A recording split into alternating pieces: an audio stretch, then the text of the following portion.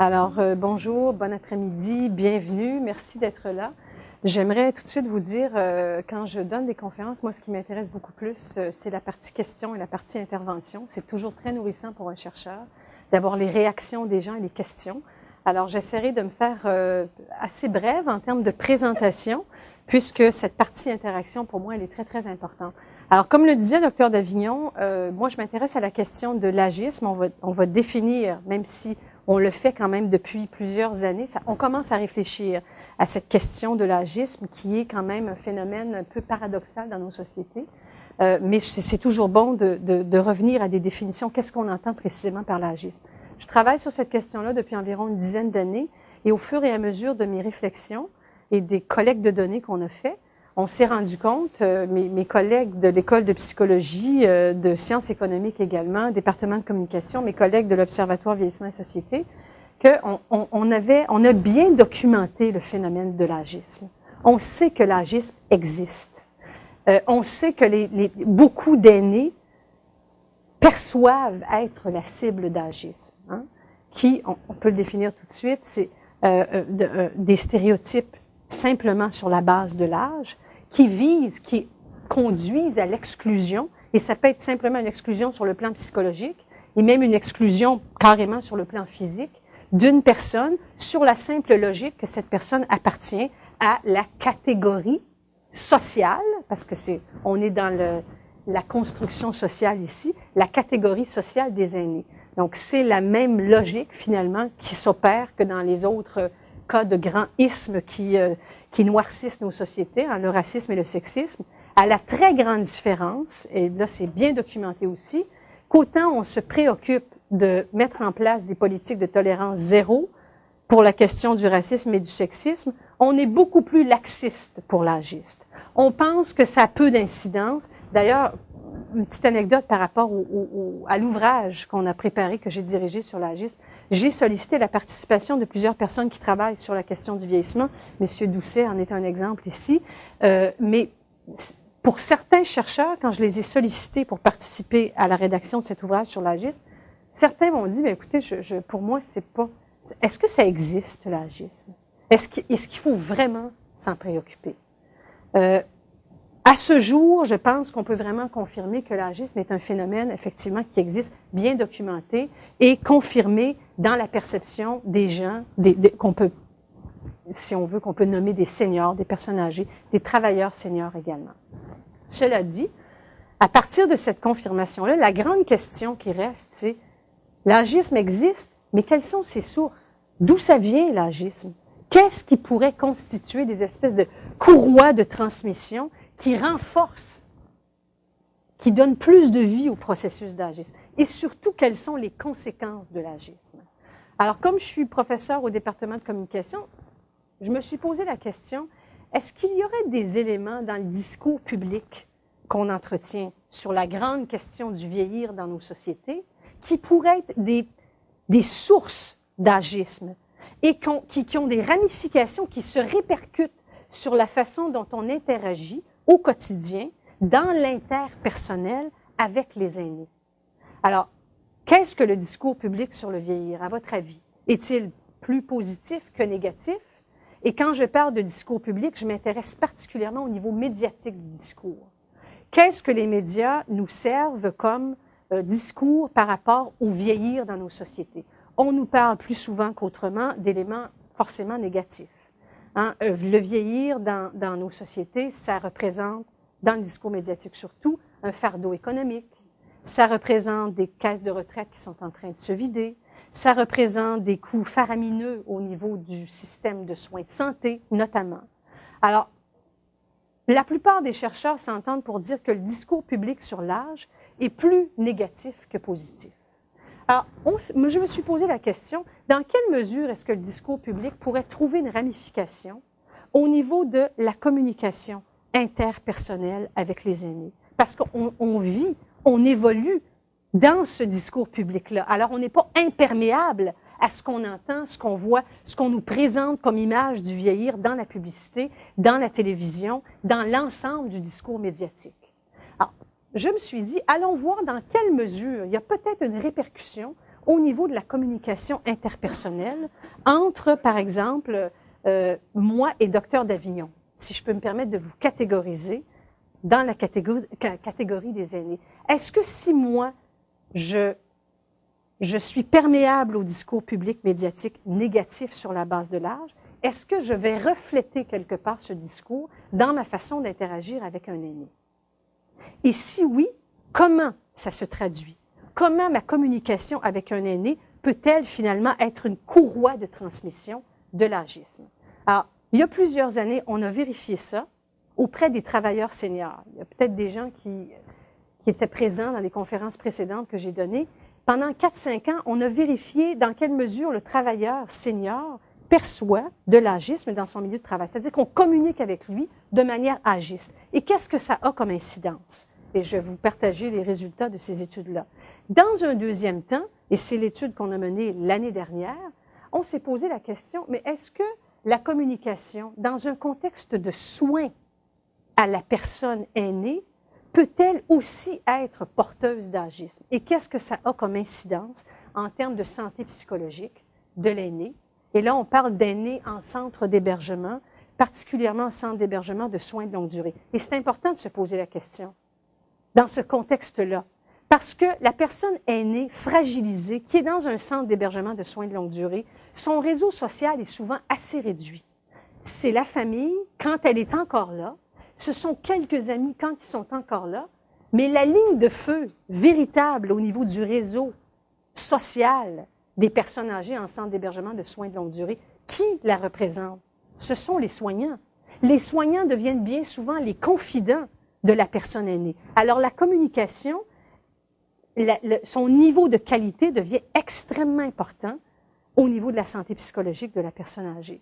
Alors, dans ce contexte-là, encore une fois, on s'est posé la question, est-ce que la communication entre le soignant et la personne âgée est teintée d'agisme? Et comment ça se manifeste? Et quelles sont les conséquences sur le plan psychologique pour la personne âgée quand c'est le cas? Alors, le contexte donc de cette grande réflexion-là, depuis une dizaine d'années, c'est de se poser la question. Le discours public existe sur le vieillir dans nos sociétés. Il est plus négatif que positif. On évolue comme individu dans ce discours-là, et donc on n'est pas imperméable à ce discours.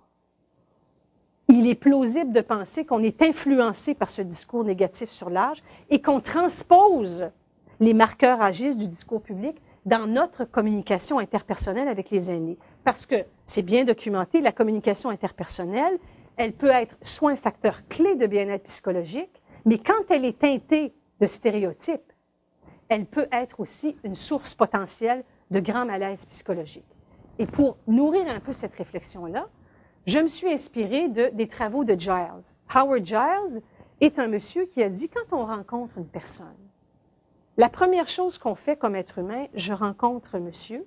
D'abord, comme être humain, je dois comprendre le monde autour de moi. Donc, instinctivement, je mets les gens dans des catégories. Je les catégorise sur la base du sexe, c'est un homme, c'est une femme, sur la base de leur groupe culturel, ce sont les deux marqueurs sur 3 de catégorisation. Et le troisième grand critère de catégorisation, selon Giles, c'est quoi? C'est l'âge. À partir de ces critères de catégorisation-là, Giles prédit qu'on adopte notre communication. Donc, j'adopte ma communication sur la base de ce que je présume être l'appartenance sociale de la personne qui est en face de moi. Ça va bien quand le groupe social auquel la personne appartient, ou les groupes sociaux, est positif. Être jeune dans notre société, c'est connoté de bien, bien belles choses. De beauté, de productivité, de savoir-faire technologique, etc., etc. Il y a bien sûr des croyances négatives, mais la liste est beaucoup plus courte que les croyances négatives par rapport à ce que ça veut dire d'être vieux comme construction sociale, encore une fois. Alors, ce que prédit Giles, c'est que quand on rencontre une personne, on adopte notre niveau de langage, verbal comme non verbal, pour refléter les caractéristiques d'appartenance au groupe social. Encore une fois, quand le groupe social, les groupes sociaux auxquels on appartient, sont plutôt décrits positivement, ont des positions privilégiées dans nos sociétés, ça va relativement bien. Quand le groupe social auquel on appartient est plutôt teinté de marqueurs assez négatifs, de stéréotypes négatifs, là, la communication va devenir asymétrique. Hein? Je peux me placer en position de pouvoir, adopter une espèce de langage un peu infantilisant, patronizing, si on veut. Dans le cas de l'aîné, c'est particulièrement vrai. Si j'ai des idées préconçues sur certains groupes culturels qui sont affublés de marqueurs négatifs, encore une fois, je vais aussi ajuster mon langage pour refléter ces croyances-là. Donc, c'est une communication, on parle d'une communication accommodée dans un sens naturellement péjoratif quand le groupe social est affublé de marqueurs négatifs. Alors, qu'en est-il à partir de cette logique-là de la communication avec les aînés? Si on revient au début de notre réflexion aujourd'hui, je pense qu'on s'entend pour dire que comme société, on a du travail à faire pour changer les mentalités par rapport à ce que ça veut dire, le sens du vieillir dans notre société. C'est beaucoup plus décrit comme une régression que comme une progression, alors que dans beaucoup d'autres communautés culturelles, c'est plutôt le contraire. D'abord, je me permets de faire une petite parenthèse. Hier, j'ai invité dans l'Outaouais Dr Kergoat, que vous connaissez probablement, qui est médecin gériatre, qui travaille beaucoup dans cette réflexion sur l'agisme, et qui justement faisait remarquer, c'est intéressant que pour la personne âgée, on parle d'une personne âgée quand elle est malade, par exemple, ou en centre d'hébergement de soins longs, en perte d'autonomie. Alors que si c'est une jeune personne qui est devenue, par exemple, handicapée, qui est en fauteuil roulant, on va parler d'une personne qui est en train de retrouver son autonomie. Le poids des mots et le choix des mots et le poids des mots est très, très, très important. Alors, comment on communique avec les aînés à partir des images et du discours public qu'on entretient sur le vieillir? Je pense que c'est logique de présumer que la communication avec l'aîné, elle va être probablement teintée de tous ces stéréotypes négatifs qu'on nourrit autour de l'âge, qui est beaucoup plus souvent décrit comme une perte que comme un gain, qui est beaucoup plus souvent décrit, comme on le disait tantôt, comme une régression que comme une progression.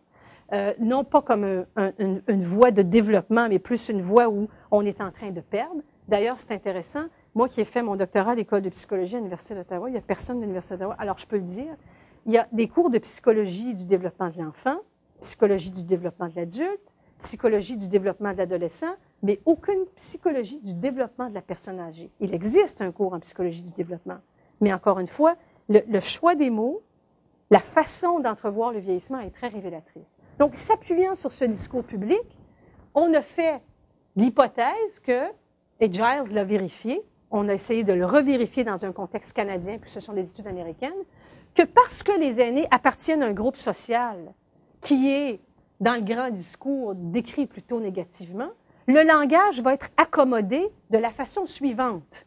On va bien souvent utiliser ce que Giles qualifie de communication condescendante avec les aînés. Et cette communication condescendante, elle se traduit de deux façons particulières. Un langage infantilisant, et je fais une parenthèse ici, c'est souvent pas fait de mauvaise foi et de mauvaise intention.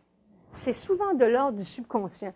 À combien d'entre nous, en tout cas, je pense, moi ça m'est arrivé, au moins une fois dans nos vies, on s'est mis à hausser le ton ou à parler très très fort en présumant que parce qu'on a une personne de 85 ans, elle était sourde. Ou, par exemple, qu'elle ne comprenait pas le contenu de quelque chose de relativement clair et simple à comprendre et qu'on avait recours à des idées sursimplifiées en s'adressant à la personne âgée ou encore des idées qui sont répétitives ou un débit qui est très, très lent. Des exemples de communication agiste.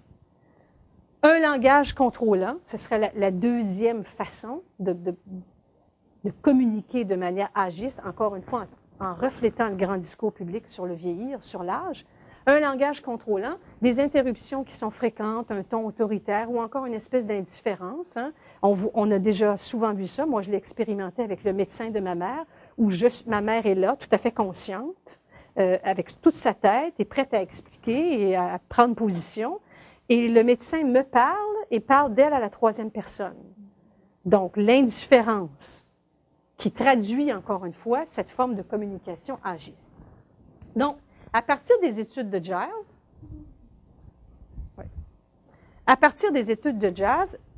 on a émis cette hypothèse qu'effectivement, la communication, on y a très, très peu prêté attention à la communication. Et pourtant, on se rend compte que ça peut être un puissant véhicule des grands ismes de racisme, de sexisme et dans ce cas-ci, d'agisme. Et on arrive à cette définition. Qu'est-ce que c'est l'agisme? L'agisme, c'est un processus qui traduit les idées préconçues, les préjugés, les stéréotypes qu'une personne entretient sur la simple logique que je catégorise la personne dans un groupe d'âge particulier. Bien sûr, quand je catégorise la personne dans un groupe d'âge de 20-30 ans, le discours public, comme on le disait tantôt, est très pro-jeune, très affublé de stéréotypes positifs. C'est plutôt l'inverse dans le cas des aînés.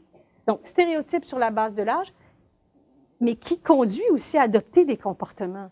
Je vais communiquer de manière agiste et j'irai même plus loin, je pourrais établir une sorte de distance psychologique envers les aînés et voire même à les éviter ou à les exclure de manière au-delà du psychologique, mais bien effective.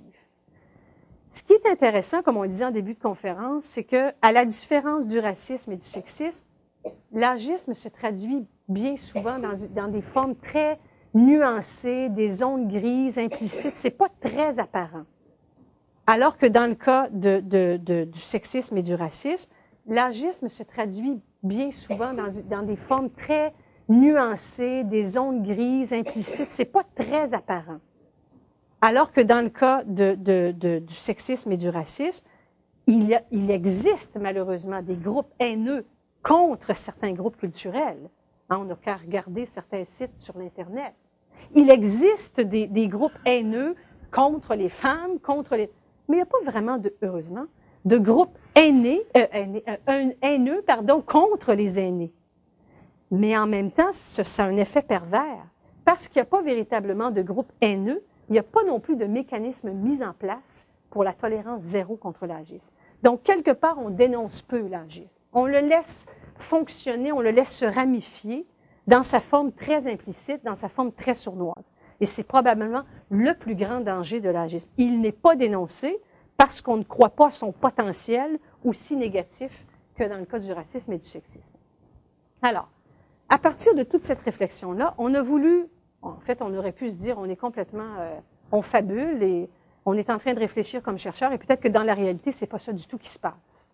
Alors, on a voulu aller sur le terrain, rencontrer des seniors, des travailleurs âgés d'une part, et ensuite des gens à la retraite, et leur poser la question, est-ce que vous avez déjà été la cible de propos infantilisants, de propos condescendants, d'abord dans vos années de carrière de travailleur, et si c'est le cas, qu'est-ce que ça vous a fait? Comment vous avez réagi? D'abord dans le milieu de travail. Et encore une fois, c'est un modèle que je vais montrer assez rapidement, puisque ça fait quand même plusieurs années qu'on l'a validé. Ce qui était plus intéressant pour nous, c'est dans un deuxième temps d'aller voir dans quelle mesure il y a de l'agisme, cette fois-ci non plus en milieu de travail, mais aussi chez les retraités, et comment ça se ramifie aussi. Alors, une série d'études qu'on a menées donc auprès des travailleurs seniors, et je dois faire cette précision, on me demande toujours quand je fais des demandes de subvention, c'est quoi un travailleur senior? C'est à quel âge un travailleur senior, à votre avis? J'étais tombée en 97 à ma première année de doctorat sur le magazine The Economist et qui titrait Finished at 40. Alors, cette perception de déclin de productivité, naturellement, on est dans l'ordre de la perception, bien sûr. Il n'y a pas de corrélation. En fait, il y a même une corrélation positive, par exemple, entre la présence au travail et l'avancement en âge, donc négative par rapport au taux d'absentéisme. Okay? Mais dans la perception, notamment de beaucoup de gestionnaires, c'est ça qui est très intéressant, donc des employeurs eux-mêmes, on va moins investir dans la formation, on va moins investir dans la promotion aussi d'un travailleur à partir de l'âge de 45 ans parce qu'on le perçoit comme étant moins capable que le plus jeune travailleur. C'est dans l'ordre des perceptions, sauf que ça se traduit en comportement. Et un bel indicateur de ça, les périodes de chômage chez les travailleurs à partir de 45 ans sont beaucoup plus longues. Un travailleur qui tombe en chômage à l'âge de 50 ans, en absolu, il y a moins de chômeurs de 45 ans et plus que, par exemple, chez les 20 ans, ou les 25 ans, les 30 ans. Mais quand un travailleur est en chômage à l'âge de 50 ans, il le reste pendant beaucoup plus de mois que le plus jeune travailleur. Donc, qu'est-ce que ça a comme répercussion? Je vous montre simplement ce petit modèle que j'ai montré à plusieurs reprises et qu'on a validé chez des travailleurs, notamment du domaine de la santé. Il y a beaucoup d'infirmières et d'infirmiers qui ont participé à nos collectes de données. Il y a aussi beaucoup de... Je vais ajouter la petite flèche. Il y a aussi beaucoup de gens de la fonction publique fédérale et de la fonction publique québécoise qui ont participé à ces collectes de données. Donc, c'est autour, je vous dirais, de 1000 personnes au total, à qui on a envoyé simplement des questionnaires. On ne peut pas faire 1000 entrevues, là.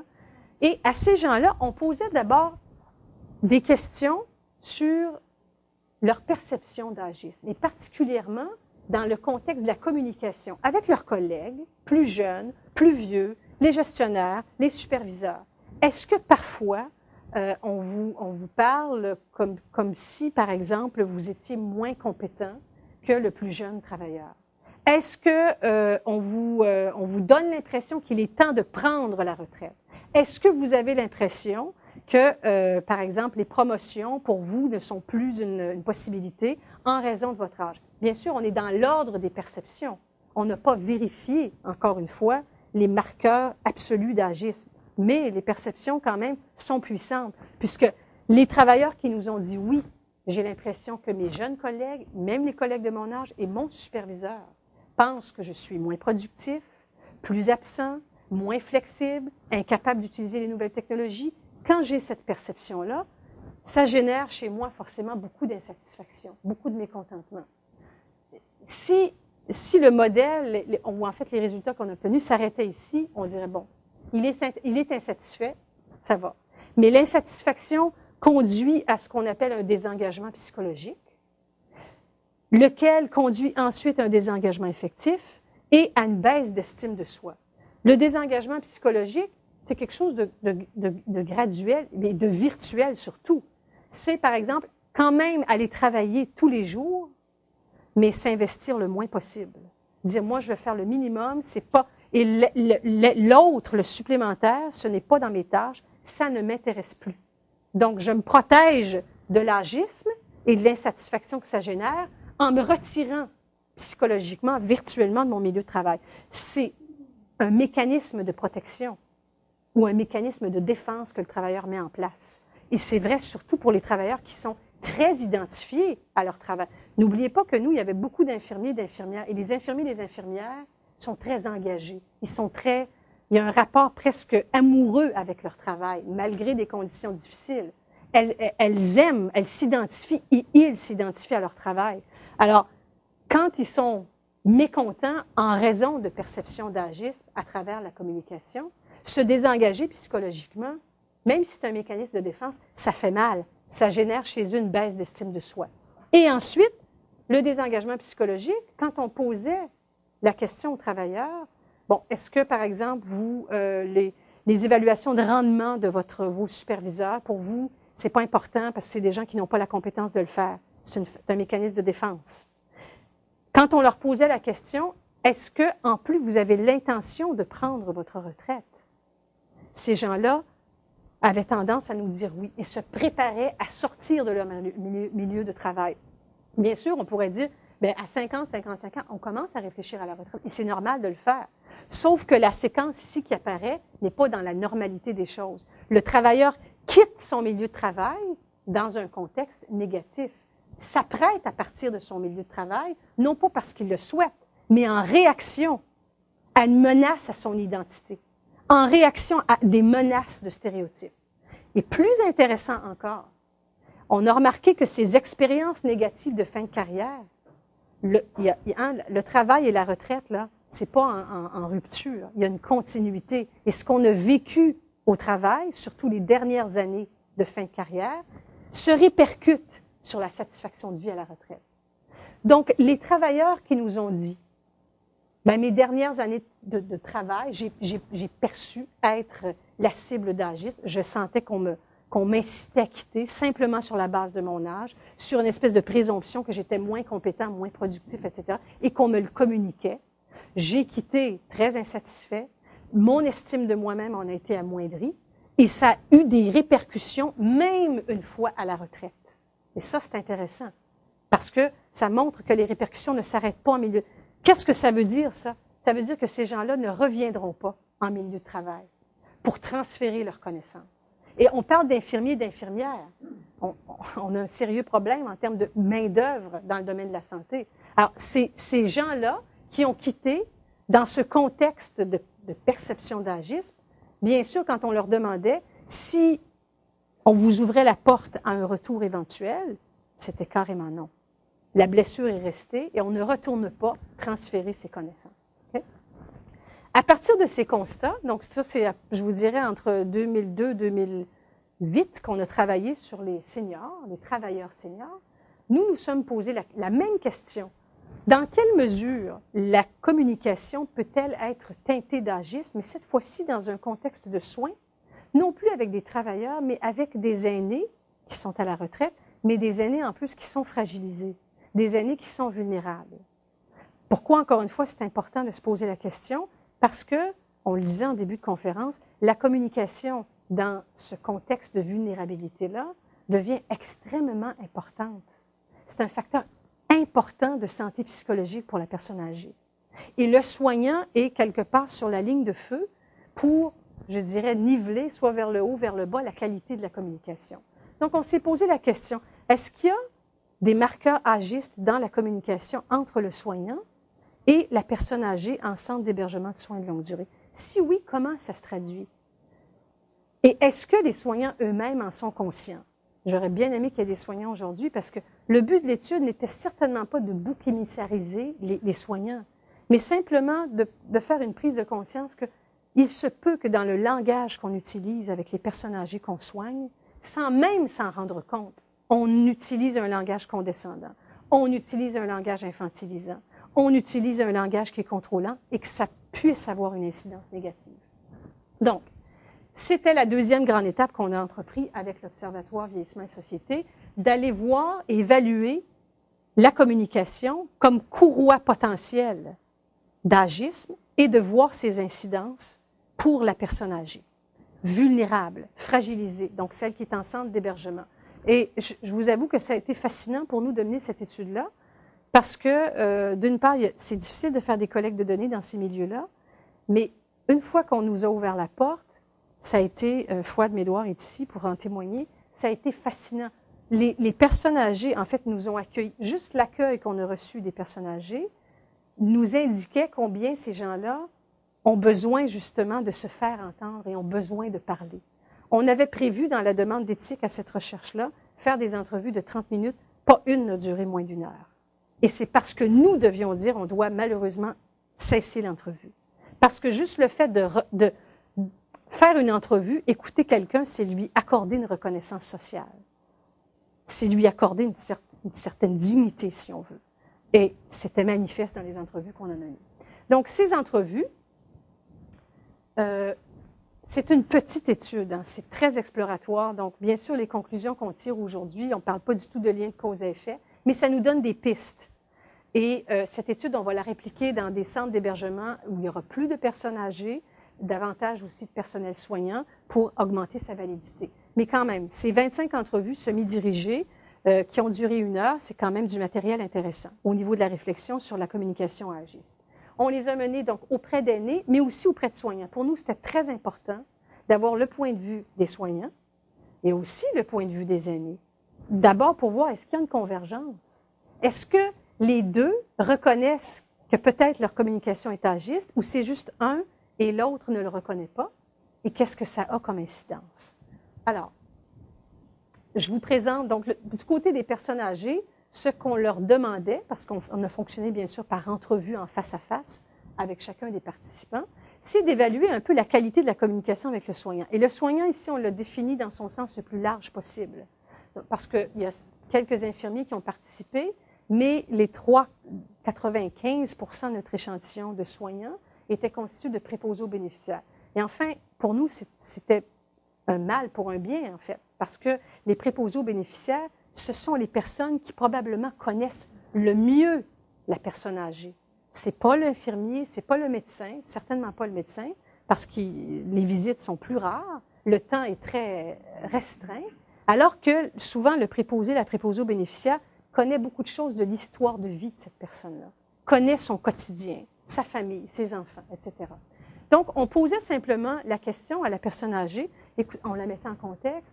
Écoutez, la personne qui vous aide à vous lever, qui vous soigne, qui vous aide à vous vêtir au quotidien, est-ce que vous êtes satisfait de la communication? Est-ce que vous jasez? Si vous jasez de quoi?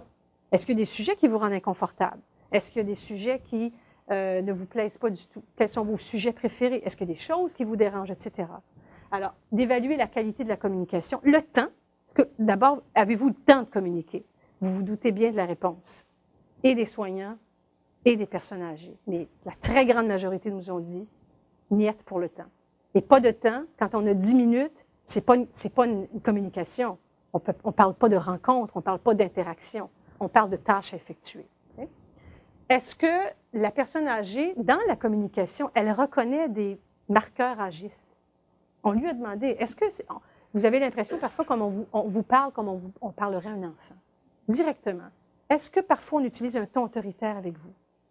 Et est-ce que ça a une incidence? En fait, il y avait un bloc sur l'estime de soi, le regard que ces gens posaient sur eux-mêmes et leur engagement dans la vie du centre. Alors, analyse préliminaire très rapidement. Donc, pour les personnes âgées, ce sont 7 femmes et 5 hommes qui ont participé. C'est des gens quand même relativement... c'est le 4e âge, entre 80 et 89 ans. Plus de la moitié vit au centre depuis 1 an et moins. Ça, c'est important parce que c'est un élément qui certainement a pu teinter les propos. Parce que ça fait pas longtemps qu'ils sont en centre d'hébergement. Donc, il y a une période d'adaptation qui a certainement pu teinter leur, comment ils qualifiaient la communication avec le soignant. Donc, avec une autre étude, plus grand échantillon, on pourra davantage contrôler cet élément-là. Pour la majorité, la langue maternelle, c'est le français. Alors, en termes de résultats, et là, vraiment, je résume aujourd'hui, quand on leur demandait, est-ce que, à votre avis, il y a un temps pour la communication? Minimal. Quand on parle de minimal, le maximum est 10 minutes. C'est la perception toujours des aînés. Hein? Ce sont leurs propos. 8 minutes et 4 nous ont dit, il n'y a pas du tout de communication. Il y a 0 communication. Et 0 communication, soit absence totale ou communication minimale, ça se traduit, j'ai mis quelques citations ici, le matin on a 10 minutes. On ne parle pas, les gens sont pressés, c'est attendre. Ils n'ont pas la possibilité de parler beaucoup parce qu'ils sont vraiment trop surchargés de travail et ils ne peuvent pas rester longtemps. Ce sont quelques extraits, bien sûr, de longues transcriptions d'entrevues, mais ça traduit un peu ce que la grande majorité des personnes âgées pensaient par rapport au temps alloué à la communication. Et encore une fois, 9 sur 12 nous ont dit, quand on leur demandait de qualifier la communication, bien sûr, on parlait de quand on n'a pas le temps. La communication devient instrumentalisée, très axée sur les tâches, pas du tout orientée sur la personne, forcément. Exemple, on parle très peu, excepté de maladie. Quel est le médicament que je dois prendre ce matin? Je n'ai pas d'entretien spécifique, nos relations se résument à ça. Non, et là, les mots sont importants, il n'y a pas de relation, il n'y a pas de rencontre véritable. Et je reviens à la définition initiale de l'agisme, qui est que ce soit conscient ou non, c'est une forme d'exclusion de la personne âgée sur la base de son âge. Alors, il y a un lien qu'on peut faire ici. Aucun n'est venu me voir, ce que je veux, ce que je pense, quelque chose qui dépasse leur travail, encore une fois, qui traduit l'aspect très instrumentalisé de la communication. Ça, c'est très intéressant. La grande majorité des aînés aimeraient davantage jaser avec les soignants. Et ils se sentent très proches des soignants. Ils aimeraient que les soignants aient le temps. Ils aiment se raconter. Ils aimeraient avoir des échanges. Mais en même temps, aucune des personnes âgées n'a, blâmé les soignants de cette absence de temps pour jaser. En fait, ils ont même justifié l'absence de communication. Quand un patient va bien, c'est moins d'ouvrage. En fait, les personnes âgées nous ont dit, les soignants, on aimerait jaser avec eux, mais on sait qu'ils n'ont pas le temps, donc on s'efface quelque part. On perd de on aime mieux être très, très discret, ne pas exister. Ça devient dangereux, ce genre de façon de penser-là, parce que ça peut traduire une forme d'intériorisation des stéréotypes agistes. En fait, ils n'ont pas le temps, et quelque part, c'est correct qu'ils n'aient pas le temps, puisque je ne vaux pas vraiment la peine. Hein, le système m'a oublié, et je l'accepte quelque part. C'est une interprétation, mais certainement plausible dans le contexte d'un discours public assez négatif. Ils font leur travail, c'est tout, ils s'en vont, ils sont payés pour ça. Alors, est-ce que ça traduit un mécanisme d'intériorisation des stéréotypes négatifs? on n'a pas le temps et j'accepte qu'on n'ait pas le temps aussi.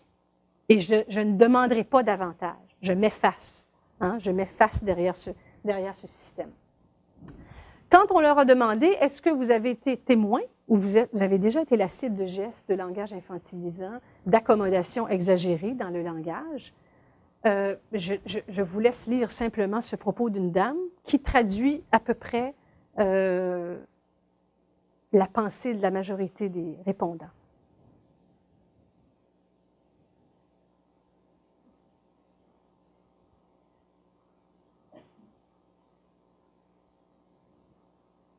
Et ça, c'est un exemple.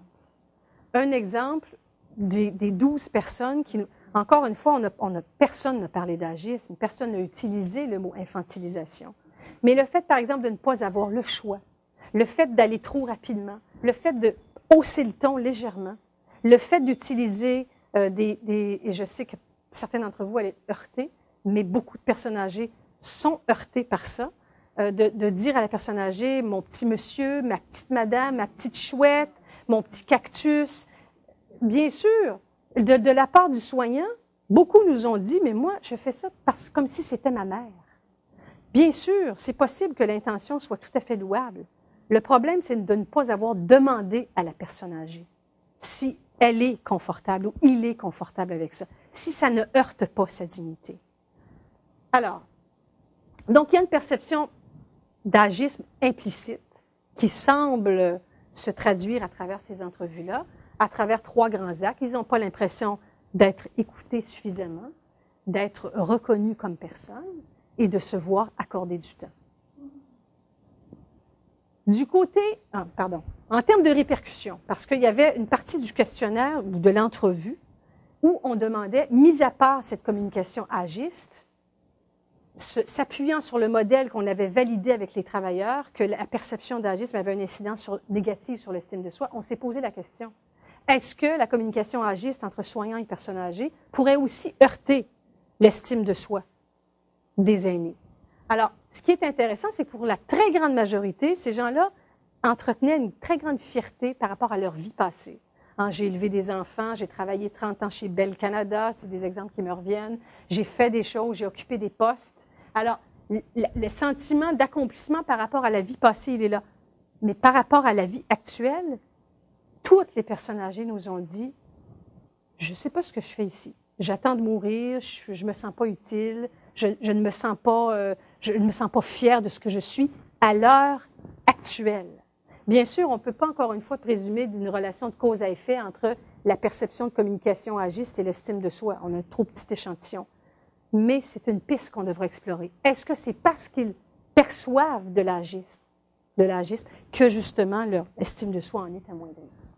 La même chose pour l'engagement social dans la vie du centre. Est-ce que la perception d'agisme pourrait avoir une incidence sur le fait qu'ils sont plus ou moins intéressés à participer aux activités à la vie du centre? La majorité disent participer très peu aux activités, et voire même pas du tout. Et ça, c'est un élément que je tenais à mentionner parce que il y a beaucoup d'aînés, beaucoup, même la très grande majorité, qui ont souligné l'aspect trop enfantin des activités. Et quelqu'un nous dit, écoutez, moi, j'aimerais participer aux activités, mais participer activement. Pas écouter de la musique, par exemple. D'ailleurs, je fais une parenthèse, s'il y a des récréologues ici, le bingo, ça ne marche plus.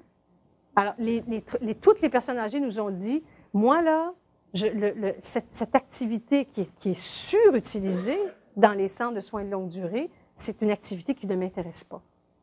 Il y a même une dame qui nous a souligné, moi, j'ai dit, placez-moi dans n'importe quelle résidence, sauf dans un endroit où on joue au bingo. Et elle dit, ben, je pense que ça doit être une activité populaire, parce qu'elle est dans un endroit où c'est le cas. Alors, il y a une espèce de regard amoindri par rapport à la valeur de soi, et il y a une espèce de désengagement par rapport à la vie du centre. Est-ce que la source de ça, c'est la perception de communication agiste? Peut-être que oui, peut-être que non. Mais sur la base du modèle validé en termes d'incidence de l'agisme chez les travailleurs seniors, c'est une hypothèse plausible qu'on devra vérifier. On est allé de l'autre côté, chez les soignants, parce qu'on voulait donner la parole, bien sûr, au groupe des soignants comme au groupe des personnes âgées. Point de vue des soignants, comment vous estimez ou caractérisez la qualité de la communication au quotidien avec la personne âgée? Donc, exactement les mêmes questions étaient posées. Quand vous entrez, par exemple, dans la chambre d'un résident, quel type de conversation vous entamez? Est-ce que vous avez le temps d'entamer une conversation? Même question, mais miroir inversé que la personne âgée. Et on a voulu aussi tâter le pouls des croyances plus explicites cette fois-ci sur le plan âgiste des soignants. Est-ce que les soignants, dans quelle mesure ils sont influencés par le grand discours public? Est-ce qu'ils sont d'accord avec certains des grands stéréotypes qu'on entretient par rapport aux personnes âgées? Et si c'est le cas, ben c'est sûr que c'est quelque part dangereux ou en fait ça sonne une certaine... ça devrait susciter une réflexion puisque ces gens-là travaillent directement avec des aînés. Alors, analyse préliminaire, simplement le profil des soignants. On avait 13 participants. Vous voyez qu'ici, ça totalise 11. Je n'ai pas de problème de mathématiques, c'est que 2 n'ont pas répondu à nos questions démographiques. Alors, je n'ai que la démographie de 11 personnes, c'est-à-dire le profil socio-démographique. Moyenne d'âge, 41,18, donc le mode, c'est 37 ans, hein, donc autour de 40 ans, les soignants. Ce sont, pour la majorité, des préposés aux bénéficiaires, donc des gens vraiment qui connaissent les personnes âgées, qui sont au quotidien avec eux. Donc, ça devient d'autant plus intéressant de leur poser des questions sur la communication. Personnel extrêmement expérimenté, hein, 10 ans et plus à ce centre-là pour presque 46% des gens. Donc, c'est des gens qui, encore une fois, connaissent bien la culture de travail, la clientèle, etc. Et le français est la langue maternelle parlée pour la majorité. Est-ce qu'on a le temps de communiquer avec les personnes âgées? Le même profil s'est dégagé que par rapport aux soignants.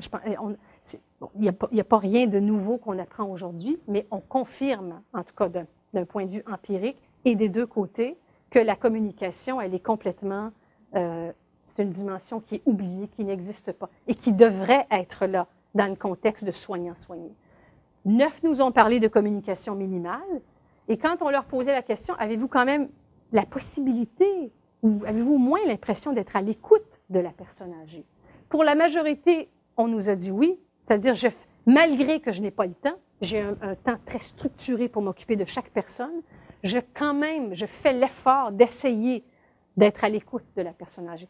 Hein, il y a certainement une très bonne volonté de la part des soignants, même si on va voir plus tard qu'il y a des traces d'agisme, mais presque inconscientes. Pour un tiers d'entre eux, tentent de l'être ou nous ont dit carrément, écoutez, moi, c'est impossible pour moi. Il y a trop de travail, on sait très bien qu'il y a manque de main-d'œuvre dans ce domaine en particulier, dans ce milieu de travail en particulier.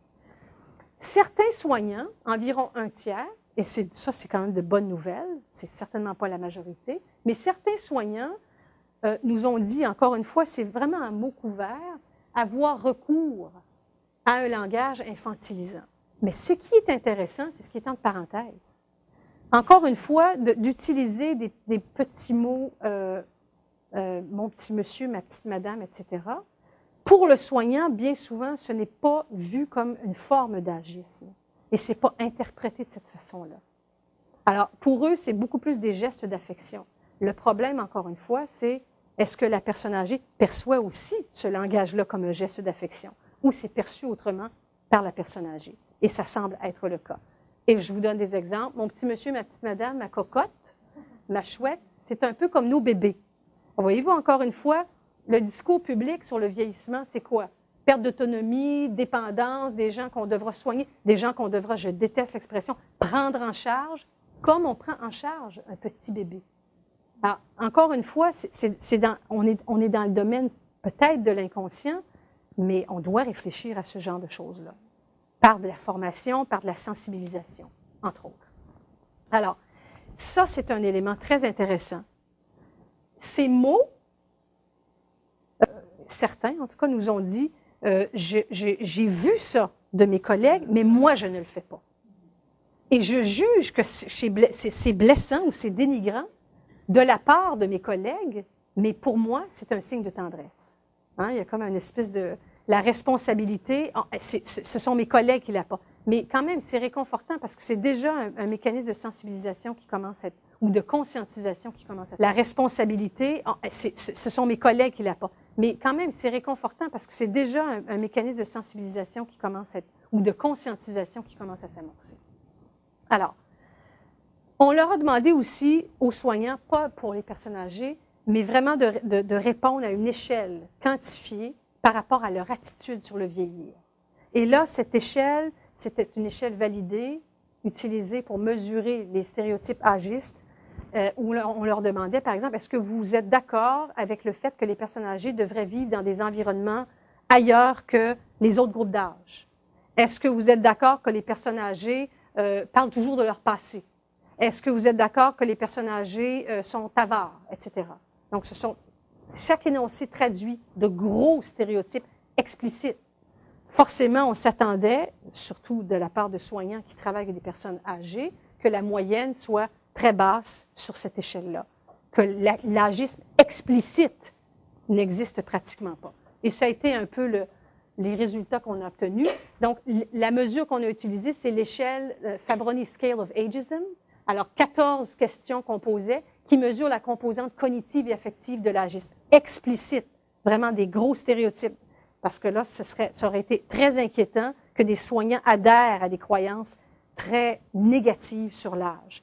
L'implicite, il y a une conscientisation qui peut se faire, mais l'explicite, c'est plus difficile. Donc, est-ce que 2 dimensions qui sont mesurées à travers l'échelle, est-ce que vous souscrivez à des propos antipathiques à l'égard des personnes âgées et est-ce que vous adoptez des comportements? Donc, il y a l'aspect attitude et il y a l'aspect comportemental dans l'échelle. Et ce qu'on a obtenu comme résultat, juste des exemples d'items avant, parmi les 14, exemple, beaucoup de personnes âgées sont avares et amassent leur argent et leurs biens. Il est préférable que les personnes âgées vivent là où elles ne gênent personne. Et le soignant devait répondre sur une échelle de 1 à 7. 7 étant, je suis tout à fait d'accord avec l'énoncé, et donc l'expression de stéréotypes très manifestes. La bonne nouvelle, c'est que sur une moyenne, sur une échelle de 1 à 7, pour aucun des items, on a obtenu un score plus élevé que 2,61. Donc, même sous la médiane. Donc, il n'y a pas de croyances explicites agistes qui sont nourries. Les scores les plus élevés, je m'excuse là peut-être, mais je vais vous le lire, là. Les scores les plus élevés, donc 2,46 et 2,61, étaient pour les questions suivantes. Beaucoup de personnes âgées auraient une mauvaise hygiène corporelle et les personnes âgées se plaignent davantage que les autres. Mais encore une fois, on ne peut pas parler d'expression, de stéréotypes manifestes, explicites de l'agisme, puisque ça reste une moyenne très, très faible. Hein, 2,46, 2,61. Alors, à partir de cette réflexion, à partir des études qu'on a menées auprès des travailleurs seniors et de l'étude qu'on vient de terminer avec des personnes âgées en centre d'hébergement, je pense qu'on peut confirmer que la communication, c'est véritablement une puissante courroie de transmission de l'agisme. Et que on doit notamment sensibiliser les soignants, mais aussi les personnes âgées, à reconnaître des indicateurs d'agisme dans la communication. Bien sûr, à chaque fois que je donne cette conférence ou que je parle de la communication agiste, il y a des soignants ou des gestionnaires d'établissements qui ont dit, écoutez, on a tellement de problèmes à gérer en ce moment, on ne va pas s'arrêter à la communication.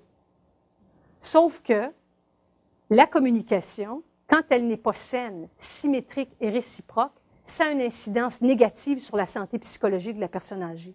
C'est un facteur dénigrant qui lui fait perdre son pouvoir d'être comme personne. Et à long terme, comme société, si on veut parler en termes économiques, ça coûtera plus cher si on ne s'arrête pas à comprendre la place centrale qu'occupe la communication dans un contexte de soins. Alors, conclusion générale, quelques pistes de réflexion. Nous, comme chercheurs, on en arrive à confirmer le rôle central de la communication comme courroie de transmission de l'agisme, partant d'un discours public négatif qui se traduit dans les milieux de travail, qui sont des microcosmes, le reflet quelque part du discours public, que l'agisme a des répercussions négatives en termes psychologiques et comportementaux, que c'est important par rapport à ça de miser sur, en tout cas à tout le moins la sensibilisation, qu'on reconnaisse que c'est possible, qu'on communique de manière agiste avec les aînés, à tout le moins le reconnaître, c'est un énorme pas, et qu'on mise ensuite sur la formation. Et je dirais la formation des dirigeants d'organisation, la formation des soignants et aussi la formation des aînés eux-mêmes. pour qu'ils prennent conscience, il y a des choses qui sont acceptables et il y a des choses qui ne le sont pas. Repenser des nouveaux modèles de vieillir et miser sur l'empowerment des aînés. Voilà. J'attends vos questions et vos réactions.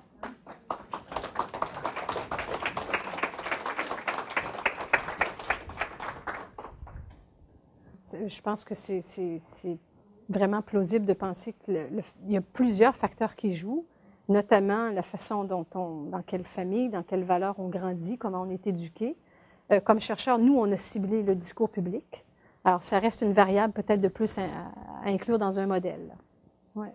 C'est sûr qu'il y a certainement un effet générationnel. On parle beaucoup là, des baby boomers qui sera la prochaine génération de personnes âgées, qui est une génération très différente de la génération qui les précède et qui conçoit le vieillissement, la retraite de façon très différente aussi.